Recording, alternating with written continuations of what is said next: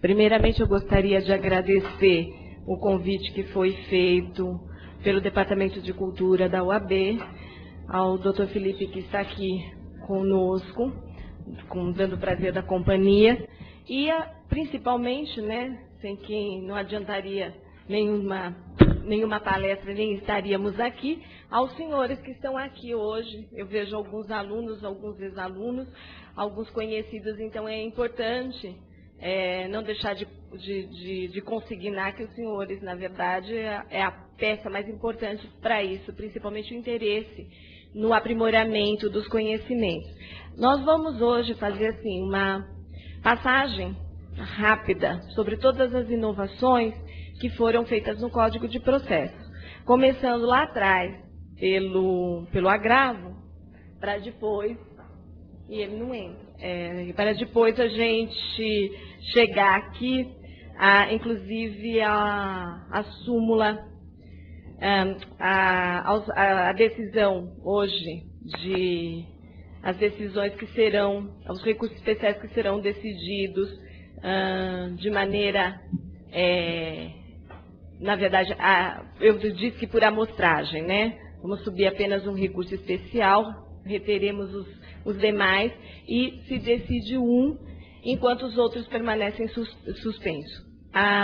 Basicamente, começando aqui, pela 11.187 de 2005, é a questão do agravo retido, que deixou de ser, na verdade, a modalidade do agravo. Antigamente ficava a critério nosso, né, como advogado, operadores do direito, a gente via qual era a melhor estratégia, se optar pelo agravo de instrumento ou pelo agravo retido. Era uma questão de estratégia do advogado. Hoje em dia, não mais.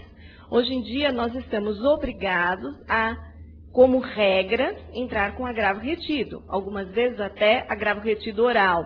Por exemplo, quando houve em audiência a possibilidade do agravo retido oral, inclusive com contrarrazões orais, tomadas a termos no próprio momento da audiência. Basicamente, a ideia é evitar a preclusão, né, o agravo retido, evitar a preclusão, porém, deixar o agravo apenas para depois ser reiterado na apelação, mas não suscitar a paralisação do processo.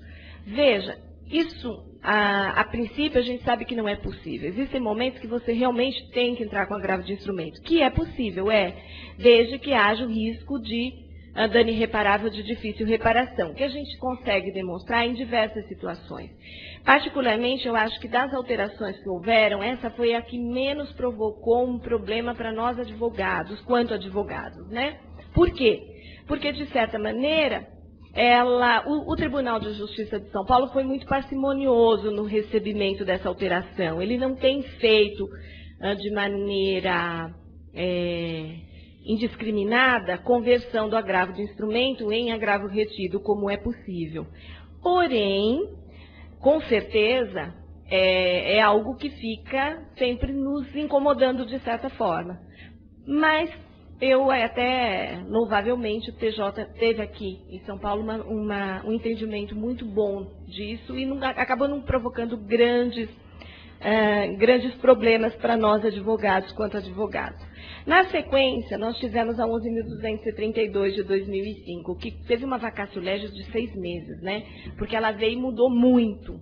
Ontem eu falava isso para uma turma. Por quê? Porque nós mudamos praticamente a operacionalidade do direito, né? É uma grande inovação. Nós voltamos o Código de 73 ao que existia no Código de 39, né? Então, eu sempre brinco que as mudanças, na verdade, nada se cria, né? Tudo se transforma, se modifica. Existe uma historinha que eu sempre conto, e que realmente a alteração, e isso a gente vê, é um livro de Liebman, que ele conta que quando ele chegou no Brasil, ele não entendia por que nosso ordenamento jurídico estava, e ele veio para cá, né, fazendo parênteses, em 45, na época da guerra, exatamente fugindo, né, da guerra, e acabou se instalando na Universidade de São Paulo. E aqui ele não entendia por que nós, né, face ao Código de 39, tínhamos uma ideia de execução só para título extrajudicial. Quando a gente falava em título judicial, a gente não falava num novo processo. Então, exatamente por conta disso, ele começou a influenciar, obviamente, a chamada parte, né, da escola paulista de direito processual, o próprio Buzaide, o Cândido Rangel Dinamarco. Então, obviamente, se criou a ideia do Código de 73, que veio dizer, olha, você tem 3 tipos de processo. Processo de conhecimento, processo de execução. E o processo de execução pode levar em consideração 2 tipos de título, o título judicial e o extrajudicial, mas ambos são processos de execução. Hoje, aí nós descobrimos com o passar do tempo, e em 2000, eu, no congresso do Instituto Brasileiro de Direito Processual, se não me falha a memória, o Dr. Marcato, ele dizia que era um tiro no pé, né? Porque, na verdade, a gente nadava e morria afogado na praia, porque você pega um processo de conhecimento e a gente, né, os que são advogados, os que são estudantes vão descobrir isso, pode ser eventualmente já foram parte, você chega e fala assim, ganhamos a ação. Obviamente todo mundo fica meio tio Patinhas, né? Aparece aqueles cifrõezinhos nos olhos, imagina, quando vou pegar a grana, que é o mais importante, e aí vem um problema? Não, agora nós vamos ter ainda o próximo processo de execução, depois de todos os recursos. Se tiver liquidação, então, a gente tinha 3 processos, né? Processo de execução, processo de liquidação e o processo de conhecimento, processo de liquidação e o processo de execução. Absurdo, demorava um ano. A pessoa, dependendo da questão, as pessoas morriam. Aliás, é normal, as pessoas morrem no decorrer de um processo. Acabou correndo porque ele demora muito, né? Hoje a gente vê que a gente precisa de maior efetividade. Todas essas modificações, elas buscam efetividade. Essa, em particular, ela veio tentar modificar. A gente tem uma maior facilidade? Tem. Não podemos esquecer só um pequeno problema, né? Ninguém tira leite de pedra. E ninguém pode matar o devedor. O Código de Hammurabi foi revogado, portanto, ninguém vai virar escravo por ser devedor. Isso não vai adiantar. Essa modificação, ela vai ser viável a partir do momento que eu tenho um crédito e a pessoa tem dinheiro para me pagar. Mas é viável? Com certeza, melhora em muito. Então, basicamente, essa ideia do cumprimento de sentença, a gente pegou todos os artigos do Código de Processo, que estavam ali no Código de Processo, na parte do livro de execuções, e trouxemos ele para o processo de conhecimento e inserimos ao todo, do A ao R, o artigo 475. Então, o 475 hoje vem o 475 e mais uma letrinha, né? Tem o 475, aí vem o A, o B, o C até o R. Ainda bem que não chegou até o Z, porque não ia faltar abecedário para colocar tanto artigo, mas eles foram inteligentes, eles pararam logo no R, deixaram até uma folguinha. Então, a gente começa no 475, falando da liquidação. Liquidação que continua de 3 formas. Particularmente, eu discordo um pouco de serem 3 formas, mas como eu sou a única, porque eu acho que liquidação, por cálculo do contador, ela é meio óbvia, né? Eu não vejo como liquidação. Para mim, liquidação tem que ser alguma coisa maior do que entrar para quem é associado da Associação dos Advogados, entrar lá no site, pôr o valorzinho, jogar as referências e o próprio computador já dá o valor atualizado, né? Que é uma maravilha, porque, no geral, nós advogados odiamos número. E, realmente, se gostássemos de número, íamos fazer matemática. Então, como regra, a não ser os tributaristas, né? Em geral, nós não gostamos de número e somos péssimos nisso. Então, na hora de fazer a conta, a gente resolve. Então, eu sempre vejo a liquidação por cálculo como, apesar de ser considerado liquidação, é um cálculo matemático, né? Divide aqui, multiplica ali e resolve o problema. E mantivemos, obviamente, a liquidação por artigo e por arbitramento, com uma diferença. Hoje não é mais ação, então a decisão proferida pelo juiz não é sentença, portanto, não é passível mais de apelação. Ficou-se claramente especificado que hoje a gente interpõe agravo. Magnífico, né? Agravo de instrumento, para ser exata, mas é magnífico, porque realmente, com certeza, o agravo, inclusive, porque, como regra geral, o agravo não é recebido com efeito suspensivo, poderá ser dado efeito suspensivo pelo tribunal, mas não é a regra. Então, obviamente, ele tumultua menos. Nós temos um problema, né? Ontem eu estava fazendo uma estava buscando uma atividade para dar para os meus alunos, porque eu devia estar numa sala de aula hoje, dando aula de graduação para um 7º semestre.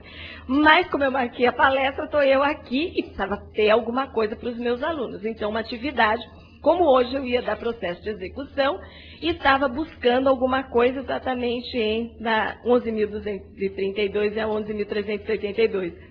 E, verificando os exames de ordem, eu via que a OAB está com um posicionamento que eu particularmente não gosto, mas também, assim, hoje estamos nos tornando minoria. Por quê? A questão do pagamento em 15 dias e do artigo 475J que prevê a multa. Isso virou um problema. Por quê? Porque, de uma certa maneira, hoje, como advogada, assim, eu não posso deixar de ter uma visão também, né, inclusive na hora da interpretação, pensar como advogada. Eventualmente perdemos uma ação. Você tem que chegar para o seu cliente, não tem mais recurso especial, processo lá em Brasília. Sai o acórdão dizendo que foi negado provimento, ou não foi conhecido o recurso especial, ou seja lá o que for. Tudo bem, o processo está lá. Vem uma questão que para mim, é até uma questão de operacionalidade. Como efetuar o pagamento? Já que eu teria 15 dias para efetuar o pagamento a partir do trânsito em julgado. Transitou em julgado, conto 15 dias e pago. Se eu não pagar, eu vou incorrer na multa de 10%. Isso porque existe uma decisão isolada do STJ nesse sentido. Só que essa decisão, ela veio ser corroborada, na verdade, ela corroborou um posicionamento que já vinha do TJ, de alguns desembargadores, como o próprio José Roberto Bedac, e de muitos juízes de primeira instância. Até juízes dos juizados especiais cíveis, eles estão dando, na sentença mesmo, eles já colocam, condenam a pagar tanto, caso não haja recurso, 10 dias para pagamento, sob pena da multa de 10%. E é o problema dessa multa de 10%.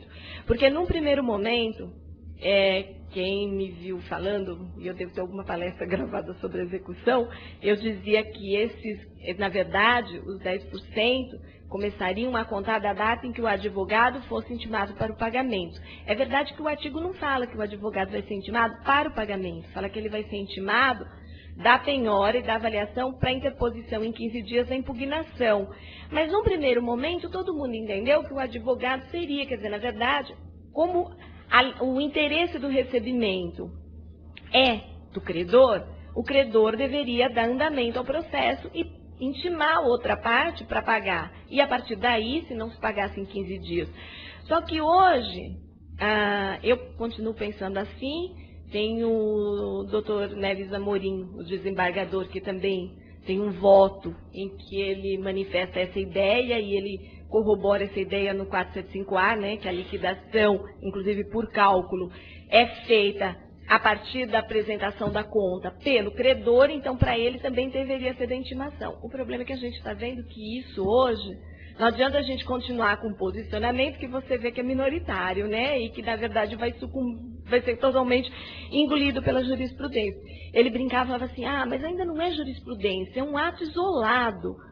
Só que esse ato do STJ já fez muita gente nos tribunais de justiça, muitos juízes de primeira instância começar a pensar assim. Então você vê que realmente está se indo para esse entendimento que, eventualmente, o 475J, ele é para pagamento em 15 dias e o dia de início desses 15 dias será a partir do trânsito em julgado. Transitou em julgado, eu tenho 15 dias. Não paguei? Automaticamente apresento já o cálculo com o valor corrigido mais multa de 10% e peço penhora e avaliação já do bem. Penhora se avalia pelo oficial de justiça, intima-se a parte da penhora e avaliação e aí 15 dias para impugnar. E veja, aqui a gente começa a estabelecer as diferenças, né? Eu hoje, quando falo em cumprimento de sentença, eu falo em impugnação. Diferente quando a gente vai falar da 11.382, que a gente ainda fala de embargo. Bom, na sequência, a gente vem com a 11.276, né, de 2006. Basicamente, ela vem instituir a tal da súmula restritiva de recurso. Eu me mato ou me morro com isso aqui, porque eu acho um absurdo. Por quê? Quando você pensa em teoria geral do processo, né, você pensa naqueles princípios processuais constitucionais, artigo 5º, o professor Nelson Nery vem e diz que duplo grau de jurisdição, ele está previsto na Constituição, intrinsecamente, né, ele é um princípio processual constitucional intrínseco. Então, ele diz que está lá.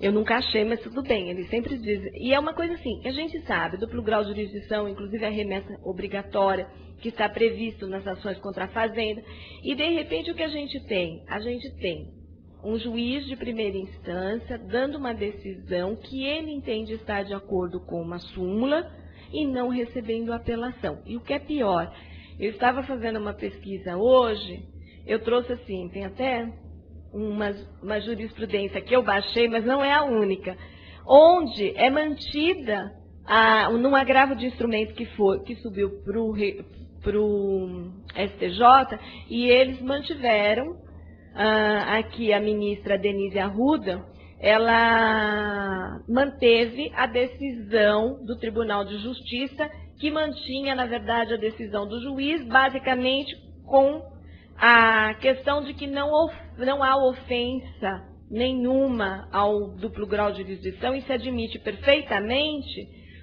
a aplicação do parágrafo 1º do artigo 518, que diz que o juiz não precisa receber apelação se a decisão dele estiver em conformidade com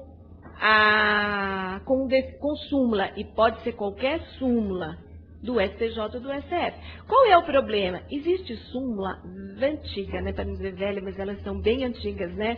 Algumas talvez mais antigas do que as nossas, aqui, e que de repente você vai falar, mas eu estou aplicando uma súmula, né? Súmula do STJ, ou principalmente, obviamente, do STF, tem súmula muito antiga, súmula superada. O próprio STJ, ele tem posicionamentos, tem súmulas que hoje ele mesmo nem aplica mais. Então, esse é o grande problema, você pegar um juiz que tem uma mentalidade que parou no tempo e, de repente, se aplica claramente, não vai ter possibilidade. Tem muita decisão, inclusive, do próprio STJ, que o Tribunal de Justiça ignorou em locação a questão da responsabilidade do fiador no contrato de locação. O Tribunal de Justiça nunca corroborou um posicionamento do STJ, aliás, ele ignorava totalmente, no tocante à responsabilidade do fiador ser pelo período de vigência do contrato. E o Tribunal de Justiça sempre entendia que era até a entrega das chaves, porque se no contrato está dizendo que até a entrega das chaves, é até a entrega das chaves. E apesar disso, a gente vê que hoje o próprio STJ mudou. Né? E ainda bem que o Tribunal de Justiça não mudou, continua pensando da mesma maneira. Então, essa alteração que foi feita no 518 pela Lei 11.276, ela é muito complicada. Há pouco eu comentava com a repórter da TV OAB, que ela perguntou se essas afetam, né, o advogado e se ajudam. Algumas ajudam, outras atrapalham, né? O que hoje a gente tem é uma total insegurança jurídica sob o ponto de vista de um congelamento da justiça. Então, não é mais cada caso um caso, é cada caso em um bloco. E aí a gente vai com um monte de coisa por amostragem. Esse tipo de situação engessa, né? E haja criatividade para o advogado para, desde o começo, eventualmente, ou como advogado do autor ou do réu, colocarem uma súmula lá, você já começa a dizer que não se enquadra, para evitar que o juiz se valha daquela súmula e aí, se ele decidir em conformidade com aquilo, pensou, não tem nem tribunal que vá apreciar ou tentar reverter. E a gente sabe que, às vezes, muitas decisões proferidas por um juiz monocrático acabam sendo mudadas pelo tribunal. E não é uma nem duas, nossa. Aliás, para mim, um recurso do qual eu não abro mão é do agravo, principalmente do agravo de instrumento. Eu tenho fascínio por ele, porque, afinal de contas, ele é extremamente útil, porque cada vez que a gente tem que engolir uma besteira, se ela não é, né? Porque tem algumas que você é obrigado a engolir e deixar para lá para não tumultuar mais. Mas, no geral, a gente tem que realmente tentar reverter. E, geralmente, reverte no tribunal. E isso é uma coisa assim, no decorrer, claro, desde que a gente tenha direito, né? Obviamente, você consegue. Pedido de justiça gratuita é uma coisa absurda o que os juízes negam pedido de justiça gratuita. E alguns se baseiam assim, equivocadamente, alguns cometem erros grosseiros. Aí você pede para reconsiderar, não reconsidera, vamos agravar, o tribunal muda. Então, esse tipo de coisa é muito complicado. E aí, isso, quer dizer, em decisão interlocutória, em sentença também. Eu já tive sentença de ação de despejo sendo julgada improcedente porque o juiz entrou na do advogado da parte contrária, que notificação premonitória era como se fosse uma cautelar e a ação tinha que ser interposta em 30 dias e nem notificação de cautelar tem que ser, exige a aplicação do 806. Aí você vai mudar no Tribunal de Justiça, porque ainda bem que existe, né, um duplo grau. E esse tipo de modificação provoca uma dificuldade nesse sentido.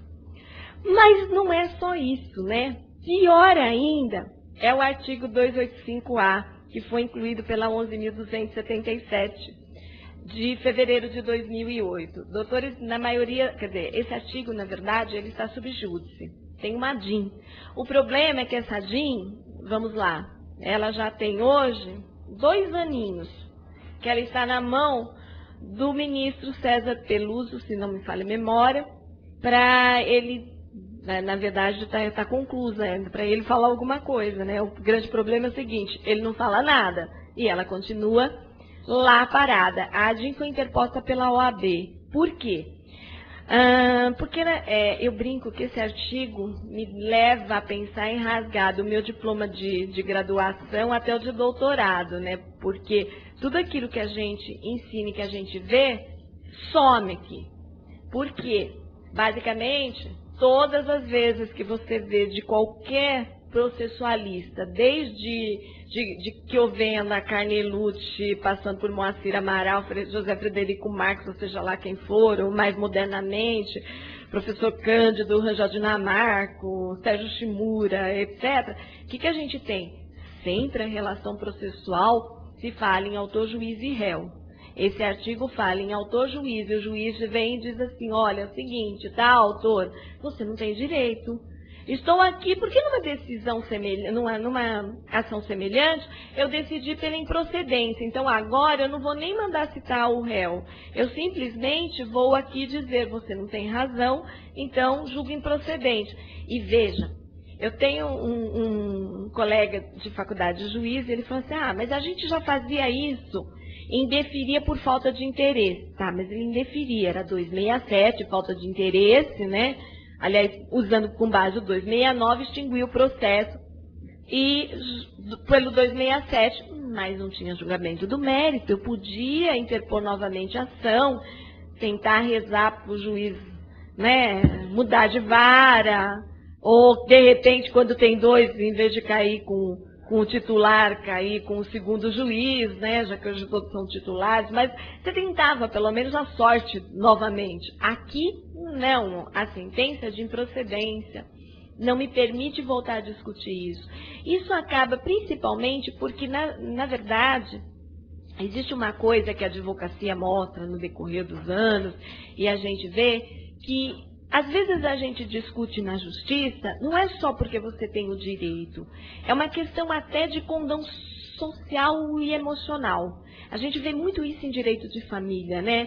Não é só basicamente você ter um valor a mais ou ter um dinheiro a mais, é você brigar por aquilo que você acha que é o correto, né?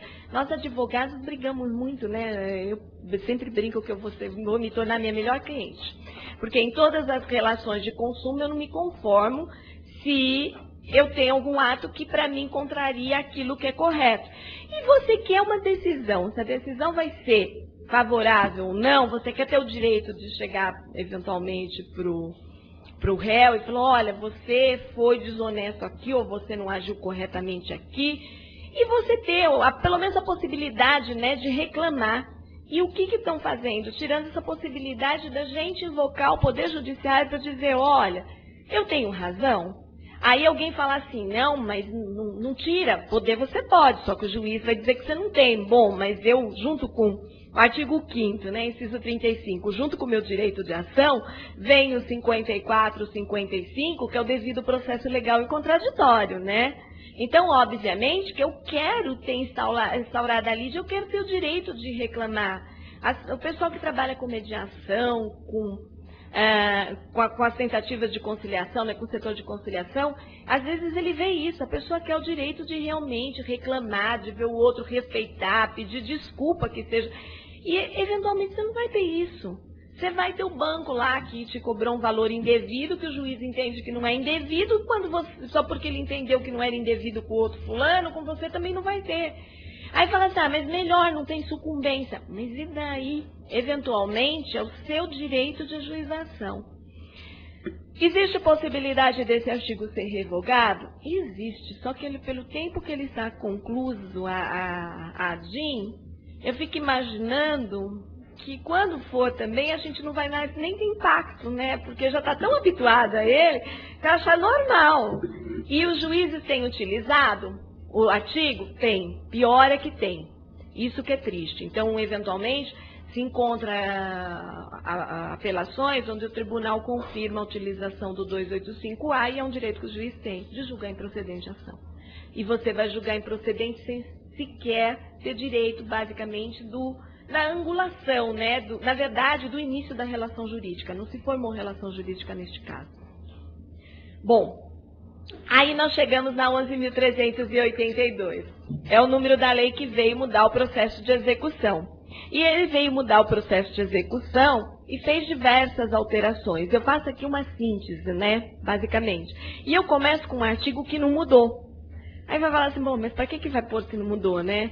Porque esse artigo, ele ficou assim, ele virou um problema. Na verdade, ele não foi alterado, mas ele foi revogado. Por quê? O artigo 622, ele fala da execução para entrega de coisa que não sofreu qualquer alteração. E exatamente por não ter sofrido qualquer alteração, o legislador esqueceu que quando ele muda alguns artigos, ele tem que adequar aqueles outros que, por via indireta, ainda que não sofram alteração diretamente, vão se conflitar. O que aconteceu? Nós temos o artigo 622, que ele diz o seguinte, que o devedor poderá depositar a coisa em vez de entregá-la quando quiser opor embargos. E esse artigo ele não foi modificado. Bom, mas acontece que nós tivemos a alteração com relação à interposição de embargos. Então, antigamente, quem é advogado mais antigo lembra, quem pegar um livro mais antigo também vai verificar. Antes, né, em 2006, aliás, não precisa nem ser tão antigo, o livro de 2006, ele dizia o seguinte, e era uma característica, olha, só posso embargar se eu segurar o juízo, quer dizer, se eu deixar uma garantia, ganhei a garantia, era a penhora ou o depósito da coisa. Bom, o 622 continuou falando em depósito. O que isso aconteceu? Se não me falha a memória, eu estava em Cândido Mota e um advogado comentava que ia entrar já na vigência da lei, e ele ia entrar com os embargos à execução numa ação de execução para entrega de coisa. E ele embargou. E o juiz disse, não receba os embargos, aguarde-se o depósito. Que depósito? Não tem mais. E ele se reportava ao 622.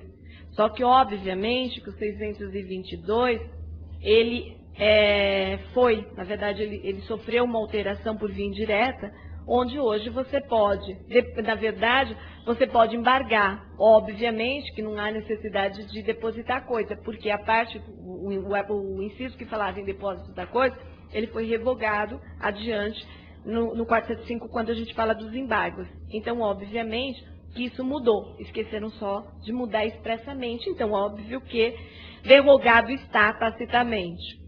Com relação às alterações, nós temos, né? Basicamente, a primeira delas diz respeito à execução de obrigação de fazer. Execução de obrigação de fazer, que eu sempre brinco, é muito chata, né? Na prática, olha, eu tenho 22 anos de advocacia, eu nunca fiz a execução de uma obrigação de fazer. Mas, tudo bem, vamos lá. existe, né, algumas vezes. Também eu nunca fiz uma execução contra devedor insolvente. Um dia fui fazer uma palestra, comentei isso.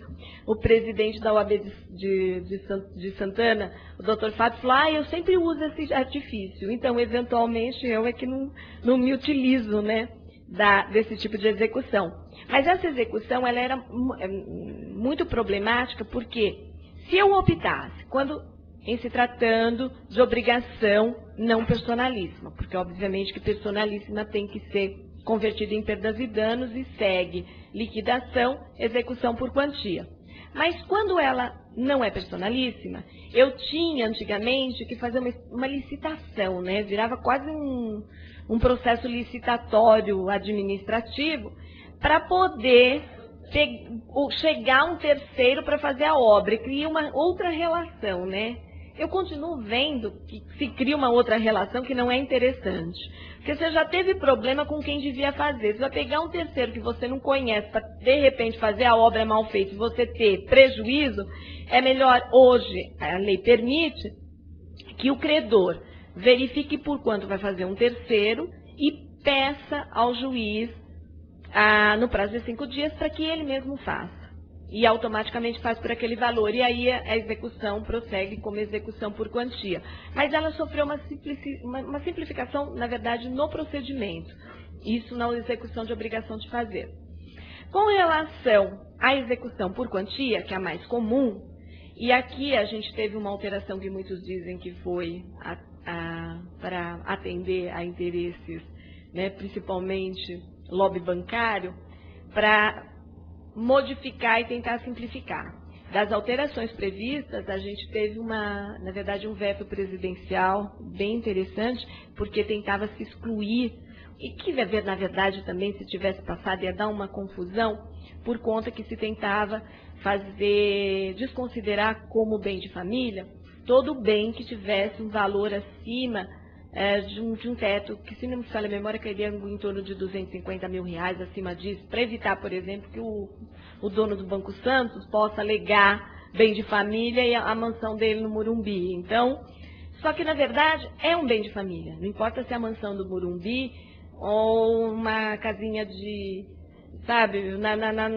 na periferia. Isso não vem ao caso, é o padrão da conta de cada um. E bem de família, é onde você mora, onde você vive, é a sua residência, não importa o valor. Seria uma discriminação incrível, que não foi aprovada, por sorte. Mas começamos as modificações na própria petição inicial, né, que hoje...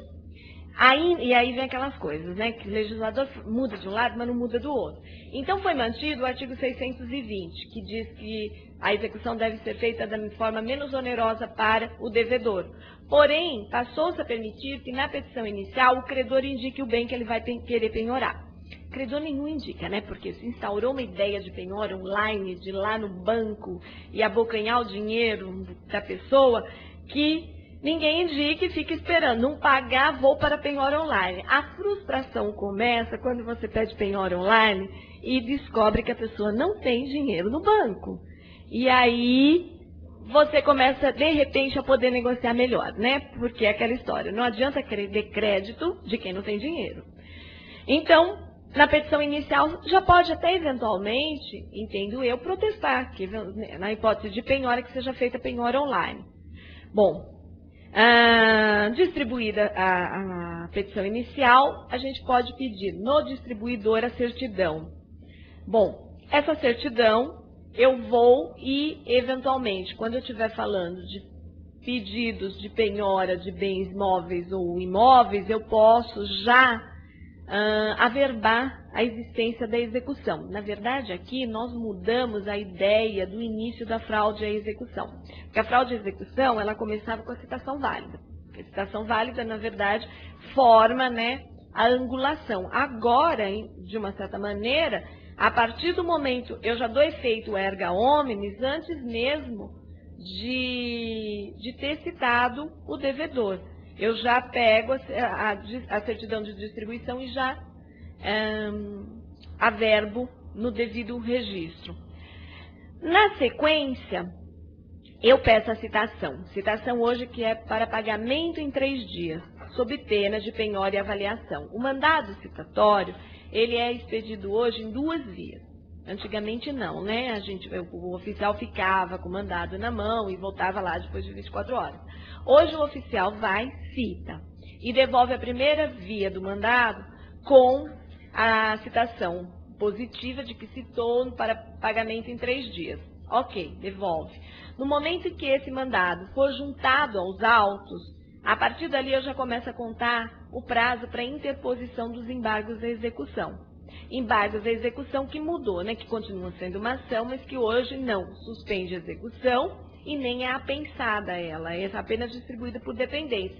Criou-se uma certa confusão, ao meu ver, né? Porque você fica com 2 processos tramitando, um tem relação com o outro. Eles, na verdade, são... existe até uma conexão entre os temas, né? Mas eles estão indo ali, que pode gerar uma pequena confusão. E, às vezes, até eu brinco que um certo tiro no pé. Eu já explico por quê. Bom, na sequência, então... O oficial de justiça, eventualmente, está lá contando os 15 dias. Na prática, a gente sabe que o oficial de justiça não vai votar em 3 dias. Bom, se hoje um oficial de justiça, para fazer um mandado citatório, ele tem um congestionamento, às vezes, de 1 mês, e isso, se você chegar para ele, suplicar, implorar, ele vai ser gentil e cumprir o mandado em 25 dias, em 20 dias, você vai agradecer a todos os santos por causa disso, ele não vai votar em 3 dias. Então, obviamente, vai ser juntado, e a juntada, às vezes, ela acaba ocorrendo um pouco mais rápido. Junta-se o mandado citatório aos autos. A parte tem 15 dias para apresentar os embargos, legal. Matéria de embargos, as mesmas que a gente tinha anteriormente. Inclusive, a discussão do valor, né, com relação à avaliação do bem penhorado. Só tem um problema, como eu vou alegar discutir a avaliação do bem que foi penhorado, se o bem ainda não foi penhorado. Então, eu não vou discutir. Então, eu vou fazer os embargos discutindo qualquer outra coisa. O que vai acontecer? O bem vai ser penhorado no processo de execução, e o processo de execução vai continuar, podendo, inclusive, a parte adjudicar, etc. Discussão com relação ao valor da avaliação do bem penhorado vai ter que se dar no processo de execução. Então, você vai criar um incidente dentro do processo de execução que ele não existia. Por quê? Porque você discutia isso nos embargos. Ninguém pensou nisso, né? Porque se a lei, e é óbvio, né? Não se pensou porque se pensa nos prazos, mas esquece, obviamente, que os prazos, né? Prazos conferidos ao judiciário não são prazos preclusivos. Quem cumpre prazo é advogado, né? Quem tem hora é advogado. Agora, a gente sabe muito bem que o cartório pode demorar, é verdade que o cartório pode demorar 15 dias para juntar a petição e o oficial de justiça demorar menos para voltar ao imóvel, ao endereço do devedor. Porém, o oficial de justiça pode demorar 45. Né? Cada vez mais a gente vê aumentos de vara, mas você não vê aumentos de funcionário. E isso, sem nenhuma crítica, é uma realidade, né? Eu sempre brinco quando eu vou no fórum de Pinheiros, que eu falo assim, né, que tá todo mundo velhinho, gordinho, tá? Inclusive eu, a gente vai ficando com os cabelos brancos, vai ficando mais gordo, desde quando eu me formei até hoje, mas continua as mesmas caras. Não aumenta, né? Você não muda, você não fala assim, nossa, contratou. E quando tem cara nova, ele veio de outro lugar, ele trabalhava esses dias eu peguei um oficial e falei, engraçado, eu não te conheço. Ele falou, não, mas eu já trabalho há muito tempo, é que eu era da vara criminal e foi para a Quinta de Pinheiros. Ótimo, tem 5 varas, mas quem compõe a Quinta de Pinheiros? Na verdade, assim, um misto de todas as outras, né? A primeira, a segunda e a terceira foi cedendo primeiro para a quarta, agora para a quinta. Super legal, isso é efetivar os processos. Fala assim, mas aqui não precisa. Mentira, tem muito mais processo do que tinha antigamente. Aí tem mais vara, mas não tem mais funcionário. Tem mais juízes, tá? E o cartorário faz o quê? Aí você tem um estresse, né, de uma juntada demorar 40 dias. Aí a cartorária fala, mas o que a senhora quer que eu faça? Uma tá grávida, a outra tá doente. Eu falei que eu me dê o papelzinho que eu faço 2 buraquinhos, ponho o númerozinho e bato carimbo. Mas a gente acaba tendo que conviver com isso. E quem advoga sabe que é verdade. Portanto, se esses prazos fossem cumpridos, o que eu estaria falando aqui era uma grande besteira com relação ao questionamento da avaliação. O problema é, na prática, nós sabemos que a tendência é que seja juntado antes do oficial de justiça voltar. Então, o prazo de 15 dias vai se dar antes do valor da avaliação. Inclusive, e isso partindo do pressuposto que o oficial de justiça vai fazer a avaliação. Por quê? Porque a gente sabe muito bem que, dependendo do que ele vai avaliar, ele não tem conhecimento. Eu brincava ontem, falava assim, eu vou penhorar um anel. Aí eu brinquei, falei assim, eu quero ver um oficial de justiça avaliar um anel. Não vai, ele não tem a menor ideia. Ele não vai distinguir o que é uma zircônia de um diamante. Aliás, muita gente não vai, então até aí vai ser um problema que realmente não tem. Você vai precisar de um perito. Obviamente, vai ficar lá para frente. Então agilizou? Em termos. A ideia toda da operacionalidade é muito legal, mas na prática a gente sabe que não funciona basicamente assim. Bom, eu fui pulando, né? Já fui praticamente nos textos que eu já mencionei, que os embargos não têm mais efeitos suspensivos. Mas uma coisa interessante, né? Hoje, no prazo dos embargos, para quem quer pagar, pode pedir o parcelamento. Veja, nós temos um problema aqui, porque assim, o artigo, ele diz o seguinte, né? O 475A, poderá o juiz aceitar o parcelamento. Aí vocês vão pensar, bom, mas também vai aceitar, óbvio. Não, pasmem. Eu conheço um caso, logo que saiu a lei, ele pediu parcelamento. Obviamente que assim, você pede o parcelamento, deposita 30%. Aí você pressupõe que vai ser deferido. Então, dali a 30 dias você deposita a primeira parcela, a segunda. Se não me falha a memória, um colega advogado ele já estava na 4ª parcela, por volta disso, faltava 2, o juiz deu um despacho que não aceitava o parcelamento, que era para levantar o dinheiro. Quer dizer, eu não sei só, alguns juízes determinam que a outra parte se manifesta a respeito do parcelamento. E, obviamente, tem gente que, às vezes assim, a gente, como advogado, você tem que tentar fazer seu cliente entender que o que ele está querendo é um absurdo. É melhor receber parcelado do que querer brigar para receber em uma única vez e, eventualmente, não receber nada. E eu não sei se, neste caso em particular, houve manifestação do advogado da parte contrária. O fato é, o juiz não aceitou parcelamento. E o que é pior, a lei diz que se ele não aceita o parcelamento, que o valor dos 30%, sobre o valor dos 30% deveria incorrer a penhora. Não, o juiz mandou levantar. Então, ele determinou para levantar, ótimo. Aí vai tentar receber. Se isso daqui é ótimo para quem não tem, né, o que penhorar. Aí você se vinga também, não paga e deixa lá rolando para o cara aprender a não ser tão chato assim na vida. É uma possibilidade. Bom, outra modificação que é perigosa é assim, obviamente que a gente sabe, né, como advogado, a gente sempre tem que tomar cuidado, eu sempre brinco que a gente tem que tomar cuidado quando emite opiniões, né, porque às vezes a gente tem que agir, né, para defender o seu cliente, e defendendo o seu cliente você vai contra alguma coisa que você já disse. Nos autos, tudo bem, né? O grande problema é se você tem, por exemplo, livro escrito. Eu me preocupo muito em tentar não falar nada, porque já imaginou? Você diz no livro um posicionamento, aí você tem que advogar defendendo um posicionamento contrário. Se alguém lê, você está perdido, né? Porque vai falar, não, mudei de ideia. A vantagem é que a gente sempre pode mudar de ideia, né? Quando você pensa, você mudou de ideia e pronto.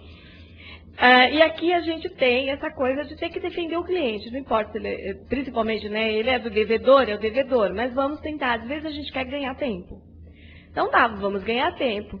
Só que hoje a gente precisa tomar cuidado com esse ganhar tempo, entre aspas, obviamente. Por quê? Porque ele incorre numa multa que pode ser até de 20% se o juiz entender que há litigância de má-fé. É a mesma ideia que já existia para os embargos de declaração considerados protelatórios, né? Aqui também. Só que aqui, na hipótese dos embargos do devedor ser considerado, aliás, eles gostam, né? Embargo é uma coisa que eles gostam de pôr multa, em particular. Então, eles previram uma multa de 20% até 20%, caso o juiz entenda que os embargos está se tendo uma certa litigância de má-fé. E às vezes a litigância não é de má-fé. Eles são protelatórios? São, mas não é uma litigância de má-fé. né? Aí a gente vai falar assim, o professor Nelson Neri, ele sempre, eu tive aula com ele no doutorado, e ele falava assim, a culpa é do advogado do processo terminar. Porque vocês que tumultuam, vocês entram com recurso para tentar ganhar tempo, para efeito sustensivo. De certa maneira, ele não está 100% errado, mas faz parte da própria estrutura que a justiça criou, né? Ela cria uma coisa para você tentar manipular, digamos assim, manipular não, tentar utilizar os recursos que lhes são concedidos. Manipular fica feio, né? Então, a gente usa os recursos, e nessa de usar os recursos, a gente tem que argumentar. O problema é a gente usar a criatividade, né? Então, a gente tem que fazer a defesa do cliente sem parecer litigância de má fé. Não dá também para a gente querer dizer que o rótulo da água é verde, mas a gente pode tentar falar assim, mas é um azul claro, mais claro do que escuro, e tentar ir por aí. Com relação às formas de expropriação, nós também tivemos uma alteração bem interessante, né? Primeiro que a gente mudou a ordem. Antigamente, quando eu pensava em execução, penhora vinha de plano, assim, eu mentalizo, e aqueles que forem advogados mais antigos também vão lembrar automaticamente a avaliação e praça, né? Asta, ou leilão, que seja, mas a asta pública. Agora não, agora a gente pode, já de imediato, o credor pode adjudicar o bem. Bom, caso ele não queira adjudicar, pode, e essa é a grande inovação, né? É a venda, na verdade, particular. O próprio juiz verifica as condições. Isso é muito interessante, principalmente para a penhora de bens imóveis, né? Quando você tem créditos, daqueles que vão realmente tem que ter a venda do bem. Por exemplo, verba condominial, né? O cara não paga o condomínio. Chega uma hora que o imóvel vai ter que ser sacrificado. Vende aliás, o imóvel responde por conta de ser, até por conta da lei de penhorabilidade do bem de família, a gente tem essa possibilidade, e você tem que tentar trabalhar. Obviamente, quem sabe que existe uma asta de um bem imóvel? Os advogados, os juízes, o pessoal do cartório, e tem aqueles, né, geralmente o síndico, e teoricamente ninguém que possa comprar, né, porque tem aquelas questões dos impedimentos, o juiz não pode, o síndico não pode. Ótimo, e como que vai tornar isso público? Claro, tem gente hoje especializada em adquirir bens, né, adquirir imóveis que estejam indo à asta. Existe um mercado, mas também não é um mercado tão grande assim. Muitas vezes você leva a asta pública e o imóvel não é vendido. E agora a gente tem essa possibilidade da venda, na verdade, por um corretor, né? Uma venda sendo feita particularmente. Muito interessante. Inclusive se utilizando de meios da internet. Aliás, a internet nas modificações, elas vieram assim, muito para ficar, né? A minha felicidade foi a hora que a gente conseguir realmente implementar a citação por e-mail eletrônico. Que, na verdade, não, ela já existe, né? Mas na prática a gente sabe. Há muito tempo atrás eu pedi no juizado que eu queria que citasse por e-mail eletrônico, o menino ficou olhando na minha cara e falou assim, mas nós não temos como. Eu falei, mas está na lei. Eu falei, mas nós não temos, eu vou citar pelos meios convencionais. Eu falei, tá bom, então o que você quer? Por que você está me perguntando, né? Eu não quero, porque eu coloquei lá que seja citado por e-mail, porque era uma ação contra uma .com, então nada como citar por e-mail. Mas ele não quis. Eles falaram que não podiam. Hoje, né, parece que já estavam começando a implantar. A Justiça Estadual vai demorar um pouquinho mais, mas é uma inovação. Então, a gente tem a possibilidade, depois, se não conseguir vender, aí vai para a asta, né? Se não conseguir por alienação particular, vai para a asta pública. Por fim, o usufruto até satisfazer o crédito. Bom, na sequência nós tivemos a 11.417, que veio, na verdade ela veio regulamentar a súmula vinculante, que foi inserida no ordenamento na emenda 45, porque é um posicionamento constitucional. Basicamente, o próprio artigo 105A, ele já determinou todos os que tinham legitimidade para requerer súmulas vinculantes e como que ela deveria existir. Só que o processamento saiu na 11.417, que depois, na verdade, foi regulamentado pelo regimento interno do próprio STF. Nós temos várias súmulas vinculantes, hoje nós temos 12. Primeiro demorou um ano para sair as 3 primeiras. Depois mais um tempo, aí gostaram da ideia, agora desembestaram a tudo fazer súmula vinculante, né? A própria OAB parece que tem um pedido, ou vai fazer um pedido de uma súmula vinculante com relação a se tornar súmula vinculante a regulamentação do advogado nos inquéritos policiais. Na verdade, o acesso do advogado aos inquéritos policiais. Então, as súmulas, no primeiro momento, elas saíram. No geral, a súmula vinculante, eu sempre disse, repetidas vezes eu comentei isso, que elas seriam temas de direito público, né? Tanto que a maioria saiu assim. Então, basicamente, a primeira foi com relação ao fundo de garantia, na sequência quanto aos bingos, depois quanto aos processos administrativos do TCU, aí veio aqui a súmula sexta que eu acho, que me chama a atenção, porque eu acho uma sacanagem, né? Que ela veio dizer que, assim, uma sacanagem para os homens, com relação à obrigação do serviço militar. Primeiro que é obrigatório, né? Você tem um azar de ser chamado para prestar serviço militar. Aí você imagina que pelo menos vai receber alguma coisa, que no mínimo deveria ser o salário mínimo. E a súmula número 6, ela vem e diz que não viola a Constituição da República o estabelecimento de remuneração inferior ao salário mínimo para os praças prestadores de serviço militar inicial. Então, tadinho, além de ficar lá, né, sofrendo, ainda por cima pode, ou constitucionalmente, receber menos que um salário mínimo. Na sequência, nós tivemos as súmulas 7, a 8, a 10, né, que vieram cada uma tratando de questões, de temas diversos, e aí, por fim, as duas últimas, que basicamente, eu pessoalmente, em que pese ser assim, né, falar assim, ai, mas eu sou muito, né, eu não gostei da súmula 11. Com relação à súmula 11, né, a súmula 12 afeta aqueles que, de instituições, universidades públicas, obviamente, que aliás eu nem sabia que cobravam taxa de matrícula, né, porque para mim, instituição pública não deveria cobrar nada, então eu não entendi nem a súmula, confesso a minha ignorância inicial, que eu não sabia que eles cobravam. E a súmula 11, que está com relação à utilização de usos de algema. Eu acho essa súmula muito perigosa, sabe? Por isso que eu não gostei dela.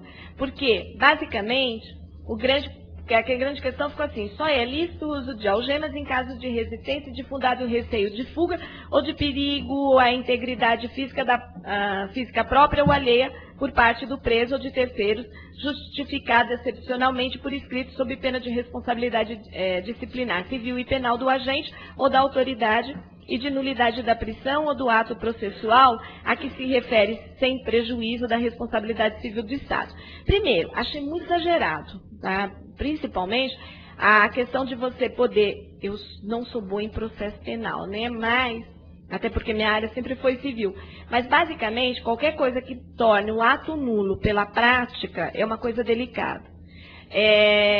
Me pareceu que fugiu um pouco daquela ideia, né, que a gente tem de que a lei tem que vir em abstrato, e eu entendo que a súmula, ainda mais vinculante, como ela tem fator legal, né, ela tem um condão legal, ela muda, a discussão toda era essa, nós não temos poderes basicamente definidos, né? Nós temos o executivo que legisla, legislativo que executa, e agora nós temos basicamente um judiciário que também legisla. Então, viramos assim, todo mundo faz tudo.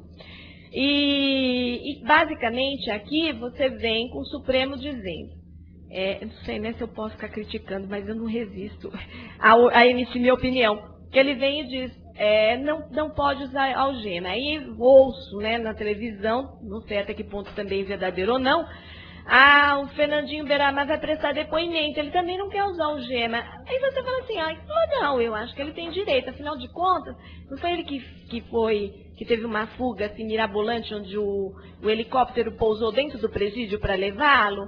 Afinal de contas, ele não é uma pessoa de periculosidade. Aqui vem aqui e fala assim, o receio de fuga. Você vai dizer que você tem receio de fuga, mas ele acha que ele é uma pessoa como os outros, horas dessas. Então, se eu não posso usar algema em um, por que eu tenho que usar no outro? E isso cria uma situação que a gente vai ficar imaginando que aquele Marcola vai prestar depoimento e ele vai também querer. E aí o advogado vai usar, lógico, né? O advogado agora tem a possibilidade de dizer ninguém mais vai usar algema. Tá, exagera usar algema no Paulo Maluf quando prenderam ele aquela vez? Não sei, mas... Porque na verdade assim, mas isso denigre, tá bom, só que no geral, a não ser que tenha sido prendido infundadamente, né, tenha sido preso infundadamente, a pessoa está sendo detida, né, não é uma coisa assim, não está sendo convidada a comparecer, não é um convite para uma festa, a utilização da algema vai gerar, agora de forma arbitrária pela polícia, ela faz um... Não sei, eu realmente, assim, confesso que eu não gostei dessa súmula, acho que ela ficou muito perigosa, porque você vai poder utilizar isso para qualquer tipo de preso, né? E você imagina assim, por que você vai prender aquele casal que foi acusado de matar a filha, de atirar? Então também não tem que usar mais algema, então você vai usar algema para quê? Na sequência, nós tivemos a 11.418, que veio determinar. Basicamente, essa lei, ela modificou o artigo 543, inserindo, na verdade, a ideia de mais um requisito para a interposição do recurso extraordinário, que é a repercussão geral. Eu não gosto da repercussão geral. Eu também tenho meu posicionamento contrário. Aliás, eu não gosto de nada, né? Nossa, mas eu não concordo. Mas eu realmente, assim... restringiu. Nós voltamos ao que nós tínhamos antigamente. Quando eu me formei, logo que eu me formei, a gente tinha uma coisa chamada arguição de relevância, né? Mas a arguição de relevância, eu entendo que ela era menos exigente do que a repercussão geral. Na repercussão geral, é muito interessante, eu não trouxe os números aqui porque seria longo, mas eu tenho algumas vezes que eu vou só fazer palestras sobre repercussão geral e súmula vinculante. E aí eu tenho números. Os números são muito interessantes. Por quê? Porque as decisões do STF, basicamente, reduziram, né, a apreciação de recurso especial e de agravos de instrumento, elas se reduziram a 17% e 18% dos recursos que sobem. Ou seja, resolveu o problema. A gente não aprecia e aí automaticamente não tem contingência, não tem acúmulo, acaba com os recursos, né? E eles basicamente, o mais interessante é que esses dados são dados que apresentam como dados, assim, vitoriosos do Supremo, no sentido de que ele se orgulha disso, né? De que ele resolveu um número enorme de recursos, negando segmentos porque não tem repercussão geral. E definiu algumas, então eles puseram assim, algumas matérias com repercussão geral e outras sem repercussão geral. Então eles entenderam que tem repercussão geral a questão, por exemplo, de precatório, de fracionamento de precatório em fase de liquidação. A sucumbência do advogado com relação aos honorários advocatícios.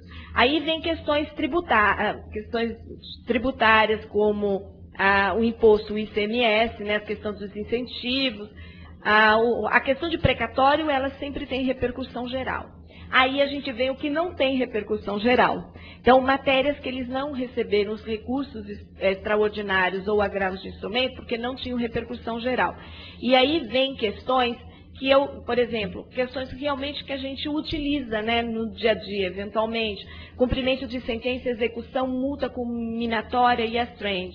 Dano moral, eu não entendo como que eles podem dizer que dano moral não tem repercussão geral, mas se é um direito constitucional, está na Constituição.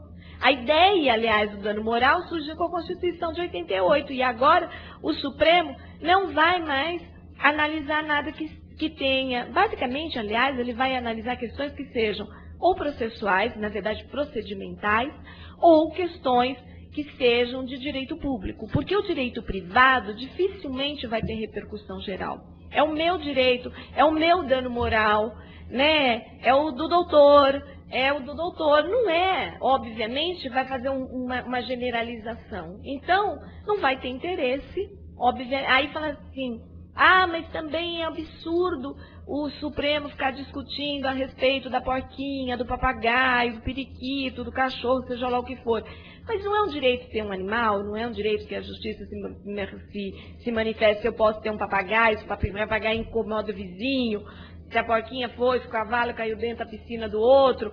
São situações que fazem parte, e aí vem a questão do direito de propriedade. Era mais fácil negar segmento, mas não exigir um requisito a mais, de maneira que se tirou muita coisa. Eu acho que hoje o recurso extraordinário ficou assim, a alusão jurídica, e na verdade a gente vai ter o Supremo uma ideia, né, uma ilusão. Eu falo assim, olha que legal, mas a gente não vai chegar até lá, a não ser que, através de ADIM, ADECOM, ação de arguição de descumprimento de preceito constitucional, porque na matéria corriqueira, dificilmente.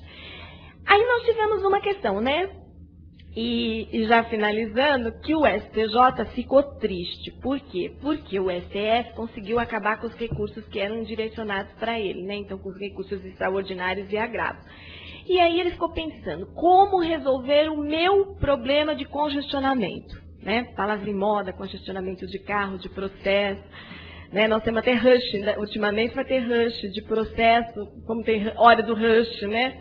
Então, o que se criou? Veio a lei, essa é recentíssima, entrou em vigor agora, no dia 8, e no 8 de maio foi publicada, em 8 de agosto ela entrou em vigência, na verdade, a 11.672, que inseriu o artigo 543, a letra C, no Código de Processo.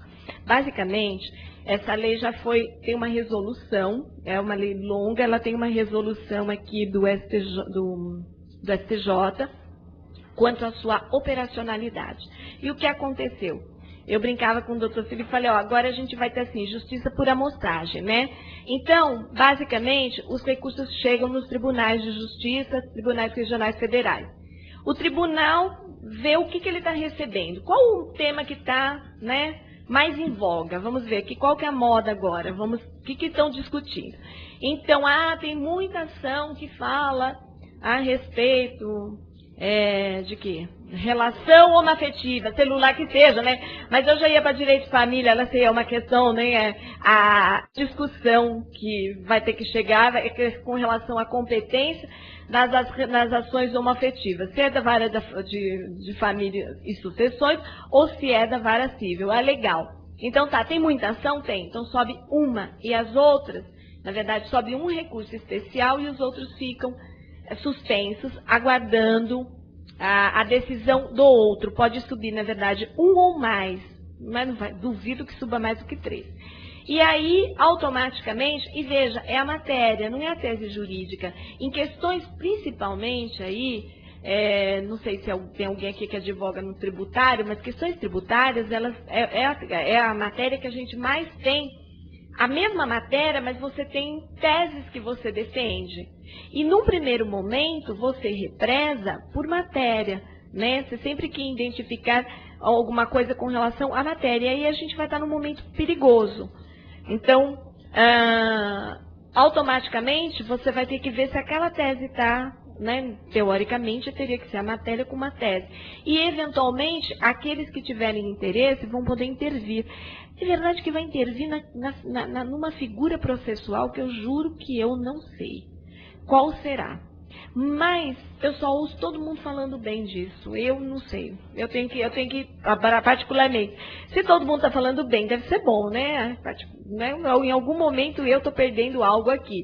Por quê? Eu vejo que a justiça vai ser feita agora por amostragem, né? Olha, mais ou menos, então está acontecendo isso, então vamos seguir nessa linha, que deve ser por aí que a coisa está correta.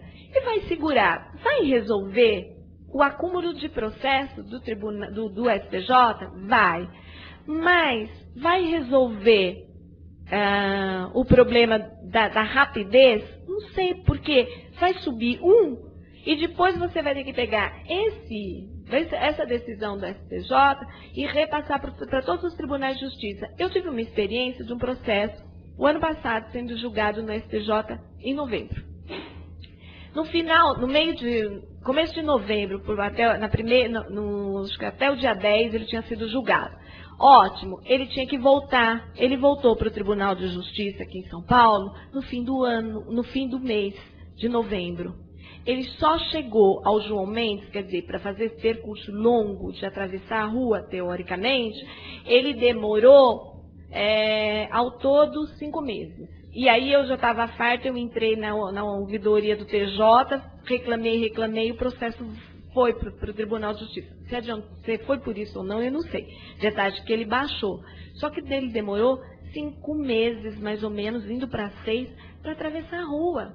O que vai acontecer? Vai demorar 6 meses para o Tribunal de Justiça, porque, na verdade, vai pegar as decisões, elas vão ter que ficar para aqueles processos. Até colocar, eu não sei se a coisa vai ser tão bem informatizada, a ponto de eu conseguir operacionalizar rapidamente isso.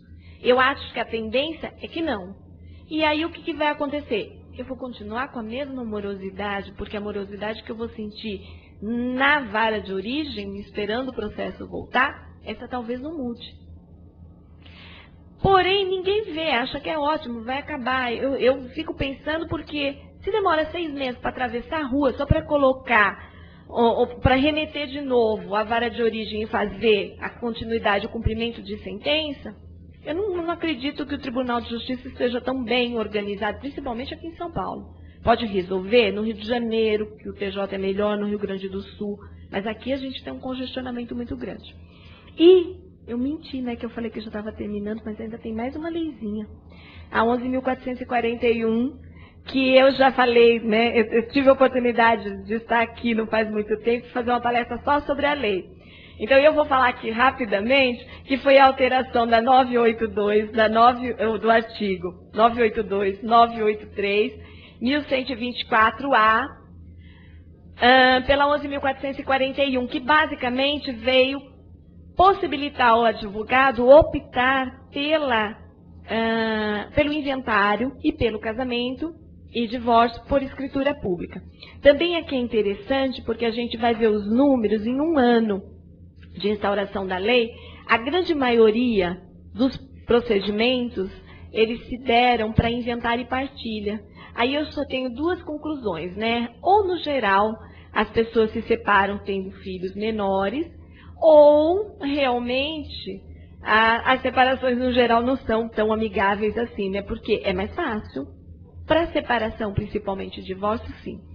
Quando eu falo de inventário, eu trouxe aqui um roteirinho a ser seguido sempre que a gente tem que pensar em fazer um inventário.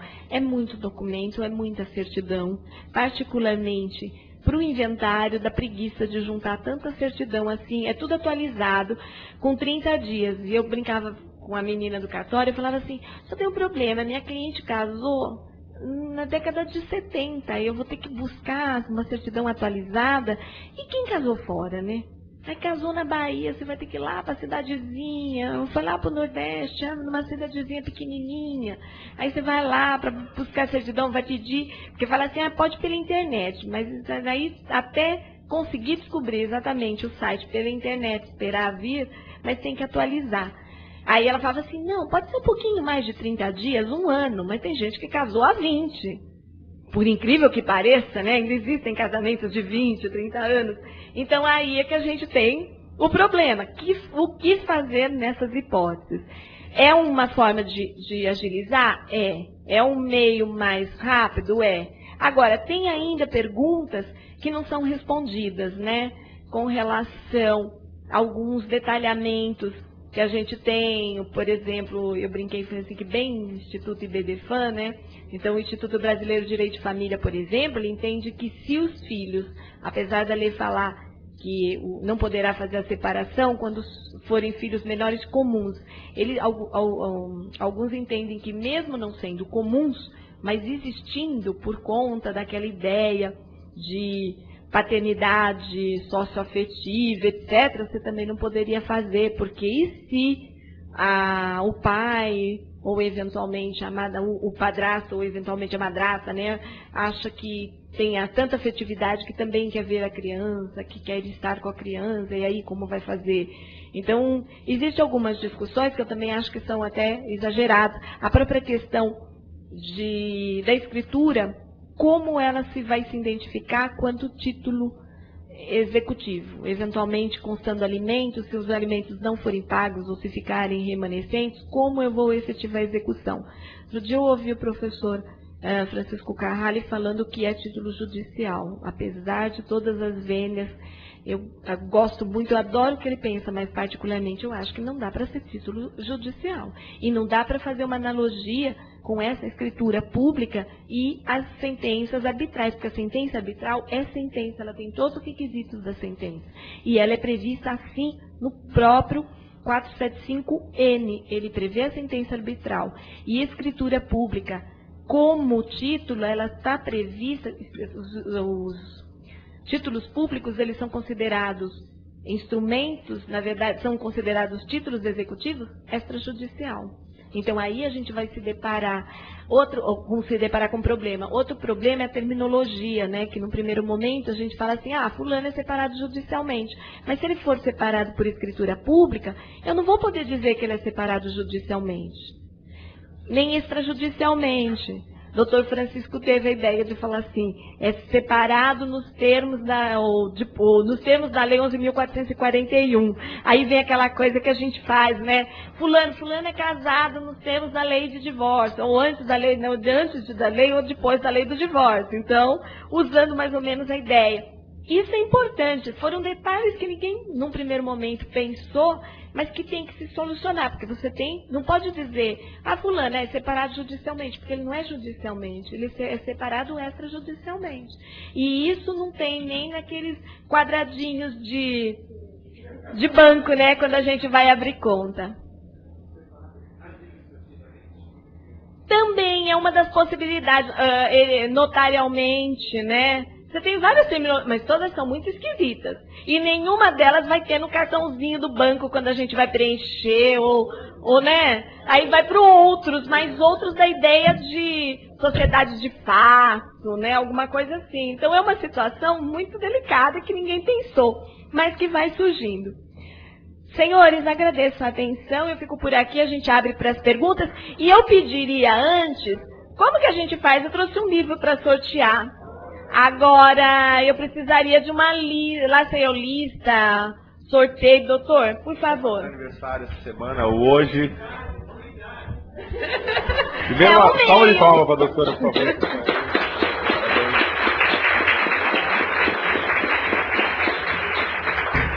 Doutora, antes de passarmos à fase das perguntas, eu quero já fazer a entrega desta placa, que diz o seguinte: a seccional São Paulo da Ordem dos Advogados do Brasil, o seu Departamento de Cultura e Eventos e sua Comissão de Ação Social tem a honra de oferecer esta placa à ilustre conferencista, doutora Maria Cristina Zainag, em agradecimento pela palestra proferida nesta data sobre o tema Inovações no Código de Processo Civil, São Paulo, 19 de agosto de 2008.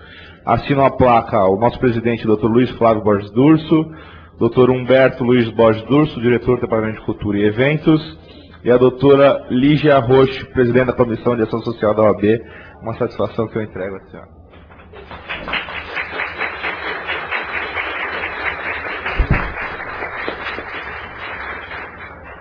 E eu agradeço, coleciono, tem um montinho ali. O que a gente faz? Alguém faz aniversário essa semana, como sugeriu? Um é meu, tem dois aqui, já não tem mais jeito. Eu vou sortear o ação de despejo, ó, tá aqui.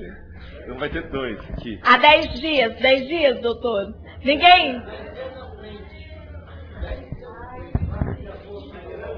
4 de agosto? Não, tem que ser essa semana. Tem alguém com essa semana? Essa semana. 26 de agosto. Então...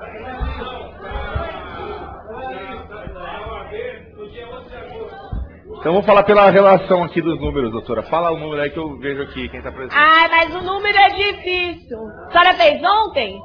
Então já está decidido. Tá. A doutora fez ontem, fica para ela, agradeço a todos. Então, abertas as perguntas, para as pessoas interessadas.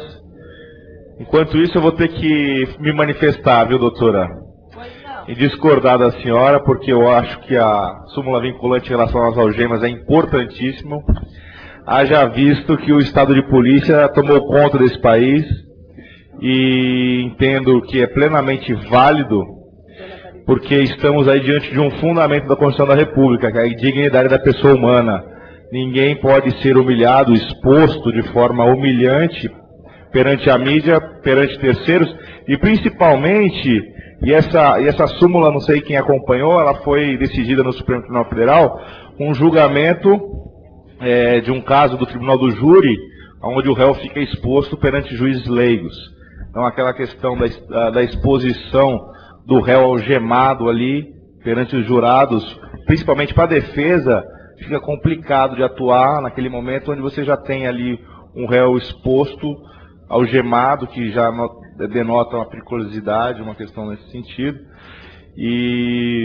Mas, com certeza, respeito a vossa opinião, mas ouso discordar da doutora por conta dessas questões aí, que eu acho que, principalmente em relação à prisão de empresários como o Daniel Dantas, que o crime dele, de longe, que sai violento ou que caracterize ameaça aí a tantos policiais federais que compareceram na sua residência, inclusive o próprio ex-prefeito de São Paulo, Celso Pitta. Né? Então, quer dizer, como é que vamos pensar que um cidadão desse pode oferecer alguma resistência? Inclusive o pai daquela menina que estava no apartamento aguardando os policiais cumprir a decisão, e eram mais de 30, 40 policiais civis para prender um moço. Quer dizer, qual a necessidade do uso da algema num momento daquele? Será que ele ofereceria resistência a 30 policiais civis? Quer dizer, eu acho que é uma questão sensacionalista que pode prejudicar muito a dignidade da pessoa. Pessoal, está aberto as perguntas sobre o tema. E a doutora, se quiser falar alguma coisa aqui, eu só... Não, na verdade eu coloquei, né? Particularmente, é que assim, eu não consigo ter uma visão tão humanista, né? Como eu sou... A doutora é civilista, e a plateia de civilistas, doutora, a senhora está perdoada. Porque se fosse criminalista... Por exemplo, eu gosto de direito de família, mas direito penal é um problema, eu não consigo ver como vai influenciar um júri popular o fato da pessoa estar algemada, se passa uma periculosidade. Porque eu fico imaginando assim, quando fui estagiária, e olha que faz tempo, a gente tinha na época, eu acho que poucos aqui já assistiam audiência, né? Então a gente ia fazer as audiências e tinha obrigatoriamente o menor número de audiências criminais. Eu nunca gostei de crime. E quando você ia, eu ficava preocupada com aquela pessoa que teoricamente era um delinquente, bandido, e eu falava assim, nossa, o que eu fiz? Você sobe nos elevadores, né? Hoje eu acho que é separado, mas antigamente você subia, quando você ia olhar, o cara estava ali. Você só sabia que era um bandido, um delinquente, alguém que ia prestar depoimento, porque ele estava algemado. Eu fico imaginando, nossa, eu morreria de medo. Ainda bem que eu já passei dessa fase, não tenho mais que entrar. Olha, eu fui no Fórum Criminal uma única vez, e mesmo assim por causa de um juiz amigo. Porque, graças a Deus, desde que mudou, né? Porque realmente não é minha área. Acho que é exatamente por isso que eu não consigo ter essa visão. Mas eu disse que eu, inclusive, estava aqui falando pessoalmente, mas não é o posicionamento da maioria, né? Não, mas inclusive a doutora, que é uma advogada excelente, esclarecida, já vê o cara algemado no elevador, já acha que é um delinquente, um bandido. Imagina um cidadão que está lá para julgar o cara, já tá 7-0, doutora. Mas não tem jeito. É impossível da gente não pensar assim. A gente prejulga, né? Como você imagina algumas situações, você já acha que a pessoa é bandido, não tem jeito, é culpado, acabou. Mas, doutor, por favor, a pergunta. Eu estou com a magnífica, certo? Tatavênia, infelizmente, contra o senhor. Porque é uma forma pela qual de também se ter a conscientização do ato ilícito praticado. Aí vem a figura do dolo. Aí vem a antijuridicidade do resultado, principalmente no artigo 121. Então eu acho que a senhora foi feliz em bater no direito penal. Certo? Apesar da senhora ser processalista. Eu sou exceto no direito civil. Mas concordo com a senhora.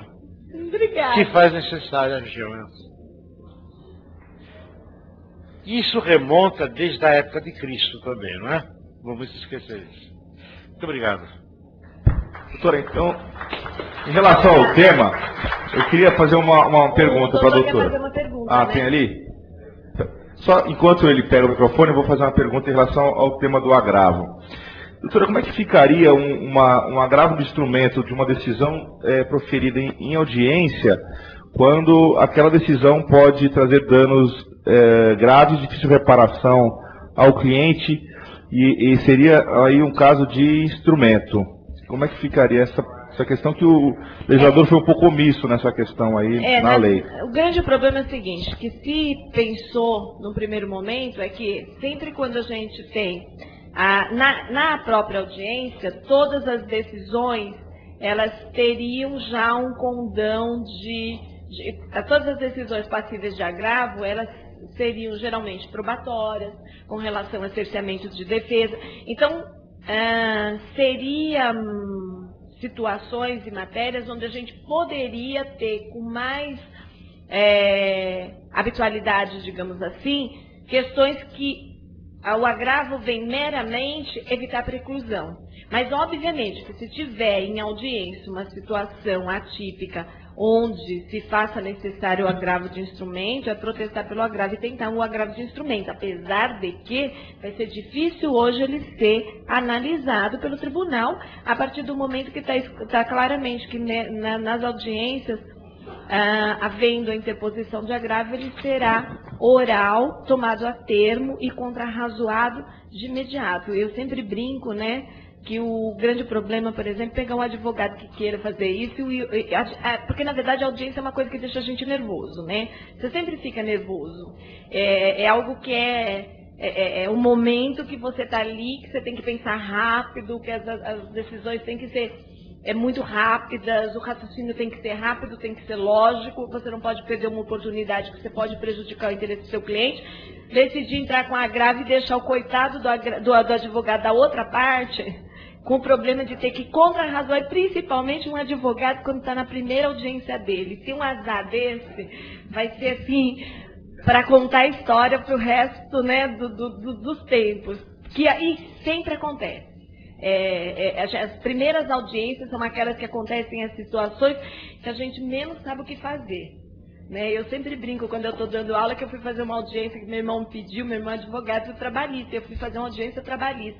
Eu queria ouvir o meu preposto, o juiz falou, se ele mentir, e eu era menina, né, porque eu me formei muito nova, e ele virou e falou assim, se ele mentir, eu vou pedir, eu vou dar voz de prisão, ele vai ser detido, vai ficar 20 anos preso e a culpa vai ser sua. Eu fico olhando, nossa, eu me senti assim, e eu ficava, meu Deus, o que eu faço? O gema nele. Nossa! Eu fiquei ali, mas muito, né? Sem saber, porque você é muito jovem, você fala, o que eu faço agora? Eu não posso brigar, né? Você nem sabe que você tem prerrogativa. Eu peguei, aí eu pensei assim, mas meu irmão disse que eu tinha que ouvir. Se eu não ouvir, eu vou ter que, ele vai me engolir viva. Bom, entre ouvir meu irmão e ouvir o juiz, eu preferi ouvir meu irmão, que eu sabia que eu ia ter que aguentá-lo depois. Aí decidi, e o meu cliente não mentiu, ele não foi preso. Mas foi uma audiência muito cansativa, porque foi assim, foi uma experiência única. Eu não faço direito do trabalho, mas foi uma das poucas experiências que eu tive problema em audiência. E tinha que ser qual? A primeira, porque depois, como advogada no passado, nunca tive nenhum tipo de problema, nenhum tipo de discussão. Mas esta tinha que ser a primeira, com essa situação, com o juiz me dizendo que acho que o juiz faz de propósito, né? Ele vê que o advogado é jovem, tudo, ele já... Eu não lembro nem o nome do juiz, mas a situação isso eu me lembro. Doutora, pergunta? Em relação à execução e a liquidação ou valor a pagar. Porque o problema é, eu tenho 15 dias, mas que valor? Não tem valor. O valor, a senhora preferiu dizer que deve ser apresentado pelo credor. É uma das hipóteses, não é? Quer dizer, o credor apresenta o valor, já cobra, não é? Ele já liquida, não é? Aí é que está o problema. Na maneira como se está pensado agora, não é o credor. Mas não há previsão, quer dizer, essa é uma, vai ter que ser construído isso, né? Pois é, mas essa construção, em que pese o meu posicionamento, inclusive, contrário, entendendo que o credor deveria apresentar a conta, ele deveria... Daí eu contar os 15 dias, pois o entendimento do STJ tem sido no sentido seguinte: o próprio devedor faz deve a conta, atualizar, apresentar, aliás, fazer a conta e pagar.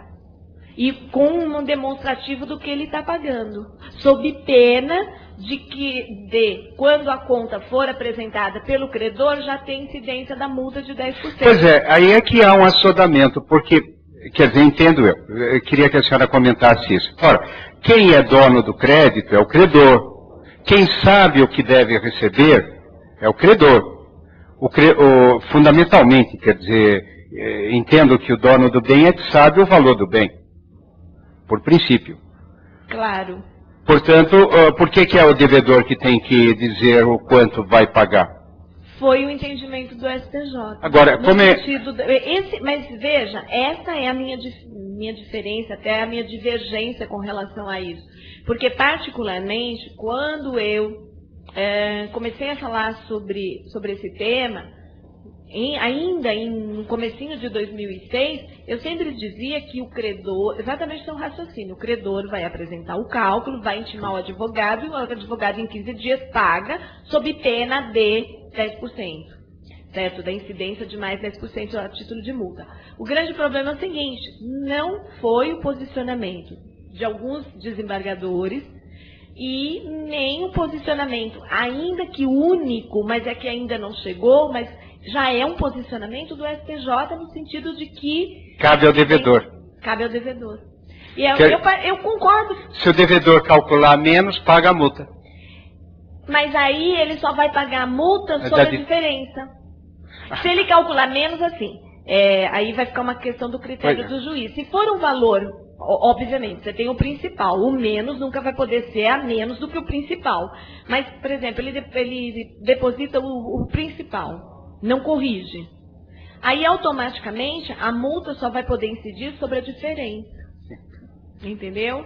Mas me parece, e agora é uma observação à sua interpretação geral, no qual quer dizer, acho que o doutor tem perfeita razão, e vejo aqui o seguinte: o processo que veio com alguma coisa favorável, é verdade, estão tentando fazer reforma à custa de mais tecnologia e menos pessoal. Quer dizer, não contratam, não põem gente para ver e põem computadores e dizem, olha, agora vire-se. Quer dizer, essas leis, nós não discordo que teríamos e temos ainda mesmo que modernizar mais a execução do processo. Mas a tônica, que é uma tônica que eu concordo perfeitamente com a senhora. Há muita coisa que teria sido resolvida se nós tivéssemos mais arroz e feijão nas varas, na justiça. Ou seja, mais salários ou mais pessoas trabalhando. Então, resolver com o computador, eu acho que é como a senhora pôs. Inicialmente aparecem números muito interessantes e depois nós vamos ter congestionamentos iguais. Então, muito obrigado por essa... Eu é que agradeço. Por essa visão toda, e muito obrigado. Mas, na parte penal, a senhora está perdoada porque é civilista. Mas... Então, desta forma, agradeço a presença de todos, mais uma vez, da doutora. Tem mais uma? Tem mais uma? Então, a última, então. Vamos franquear, então, a última. Boa noite. Eu tenho uma ação de execução nos moldes do 475J, né? Vai para cá. Então,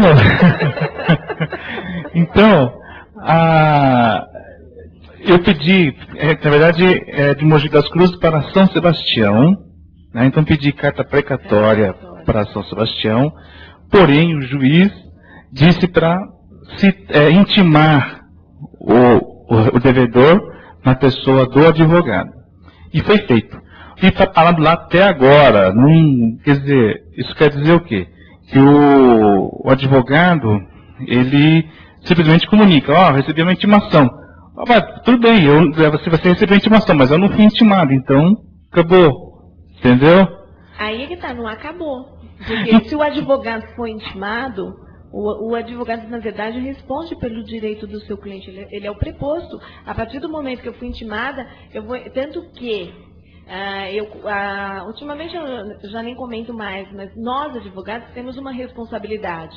Tanto que eu informo, eu tive um caso em que eu precisava avisar, olha, eu tenho que pagar. Obviamente que existe a possibilidade da incidência de 10%. Eu tenho uma vez um aluno me contando, falando, não, porque meu pai já soube que o advogado não procurou. E a gente sabe que cliente é um problema, porque depois para querer jogar, vir aqui na OAB, fazer reclamação, e hoje tudo cliente vai falar, você manda um telegrama. Eu mandei um telegrama, aquele telegrama você entra na internet. Telegrama com aviso de recebimento e cópia. Guardei o aviso de recebimento de cópia. Automaticamente, se um dia ele vier dizer que ele não tinha que pagar a multa porque afinal de contas eu não avisei, eu avisei. Então, o grande questionamento, o cliente sumiu. Às vezes o cliente some, né? Demora tanto que quando você precisa contactar o cliente, cadê o cliente? Pode ser, né? No processo é mais difícil, os clientes não costumam ser bonzinhos. Bom, aí o que acontece? Automaticamente, o senhor tem um comprovante, ainda que seja uma tentativa de ter tentado contactá-lo e não o fez porque ele mudou e não lhe avisou. Porque automaticamente, se o senhor mudar, existe uma pendência desse porte, só tem que informar o advogado. Então, aí eu estou esperando, agora em setembro, deixando passar o tempo, vou pedir penhora online, direto. Mas nem esperaria, eu já pediria de uma vez. Que demora tanto para definir, né? A gente pede. Se o juiz vai dar ou não, é outros 500. Então, mais uma vez, em nome do Departamento de Cultura, doutor Humberto, muito obrigado, doutora, e obrigado a todos os presentes. Está encerrada a palestra. Muito obrigado.